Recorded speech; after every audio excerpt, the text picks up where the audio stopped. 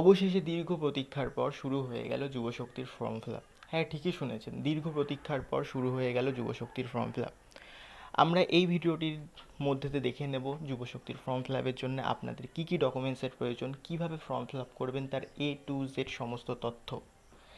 তাই জন্যে যারা চ্যানেলটিতে নতুন তারা চ্যানেলটি সাবস্ক্রাইব করে দেবেন এবং ভিডিওটি ভাল লাগলে ভিডিওটিতে একটি লাইক করে দেবেন।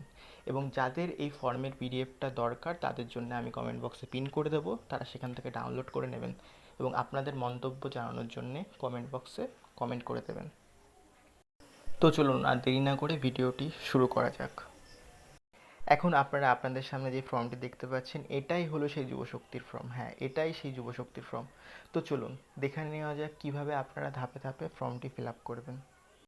আপনারা যদি ফর্মের ডান দিকে লক্ষ্য করেন তাহলে দেখতে পারবেন একটা পাসপোর্ট সাইজ ফটো লাগানোর জায়গা। হ্যাঁ, এখানে আপনারা আপনাদের একটা পাসপোর্ট সাইজ ফটো এই ফর্মের সাথে অ্যাটাচ করে লাগিয়ে দেবেন।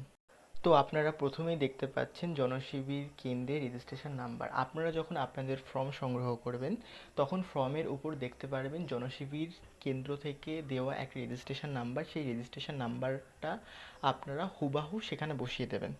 দ্বিতীয়ত যেটা রয়েছে সেটা রয়েছে আধার নাম্বার। যে আবেদনকারী হবে তার আধার নাম্বারটা লিখতে হবে। তৃতীয়ত উপভোক্তার নাম। নামটা কী দেখে লিখবেন? আপনাদের যে মাধ্যমিক বা মাধ্যমিকের সমসমান কোনো ডকুমেন্টস রয়েছে সেই ডকুমেন্টসে যেরকমভাবে নামটি লেখা রয়েছে সেই নামটি লিখবেন। চতুর্থত বলা রয়েছে মোবাইল নাম্বার এবং অ্যাকাউন্ট ডিটেলস। তো এখানে আপনাদের যেই মোবাইলটা আপনাদের কাছে থাকে এবং বর্তমানে যে মোবাইলটা চালু রয়েছে সেই মোবাইল নাম্বারটা এখানে দেবেন। এরপর বলা রয়েছে ইমেল আইডি।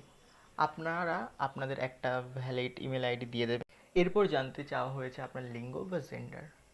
আপনি যদি পুরুষ হয়ে থাকেন তাহলে মেল দেবেন, আপনি যদি মহিলা হয়ে থাকেন তাহলে ফিমেল দেবেন এবং অন্যান্য হলে অন্যান্য। এরপর সবথেকে গুরুত্বপূর্ণ বিষয় যেটা হচ্ছে সেটা হচ্ছে আপনার জন্ম তারিখ। হ্যাঁ, আপনার জন্ম তারিখ এখানে বলেই দেওয়া রয়েছে, দেখুন যে 1/4/2026 অনুযায়ী আপনার বয়স যা সেটিই আপনি এখানে লিখবেন। এরপরে চাওয়া হয়েছে আপনার পিতার নাম, অর্থাৎ আপনার বাবার ডকুমেন্টসে যেই নাম রয়েছে সেটা হুবহু এখানে বসিয়ে দেবেন। এরপর চাওয়া হয়েছে মাতার নাম, অর্থাৎ আপনার মায়ের নাম আপনার মায়ের ডকুমেন্টসে যা আছে সেটা বসিয়ে দেবেন। এরপর বলা হচ্ছে আপনার যদি স্বামী বা স্ত্রী থেকে থাকে তাহলে তার নাম তাদের ডকুমেন্টস অনুযায়ী বসিয়ে দেবেন। এরপর বলা হয়েছে কাস্ট সার্টিফিকেট নাম্বার, তার আগে চাওয়া হয়েছে কাস্ট। আপনি যদি এসসি, এসটি, ওবিসি বা জেনারেল যাই হয়ে থাকুন না কেন আপনি সেটাতে টিক করবেন এবং নিচে কাস্ট সার্টিফিকেট নাম্বার বসিয়ে দেবেন।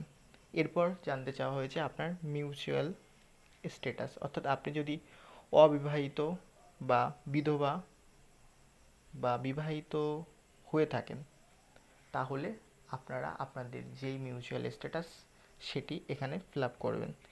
এরপর আরও একটি গুরুত্বপূর্ণ বিষয় হচ্ছে সেটা হচ্ছে আপনার কন্ট্যাক্ট ডিটেলস। তো প্রথমে বলা রয়েছে আপনার বাড়ির নাম্বার বা প্রাঙ্গণ নাম্বার।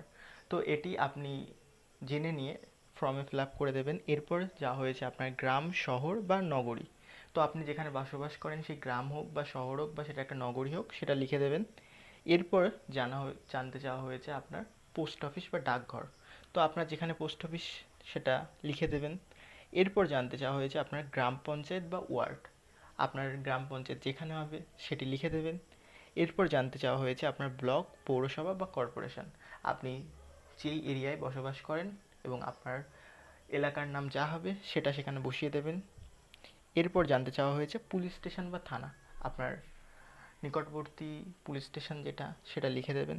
এরপর জানতে চাওয়া হয়েছে জেলা। আপনি যেই জেলায় বসবাস করেন সেই জেলার নাম লিখে দেবেন এবং আপনার পোস্ট অফিসের পিনকোড যেটা সেটা তারপরে লিখে দেবেন। এবং লাস্টে দেখতে পাচ্ছেন যে স্টেট, অর্থাৎ আমাদের যে রাজ্য সেই রাজ্যটা বলে দেওয়াই রয়েছে।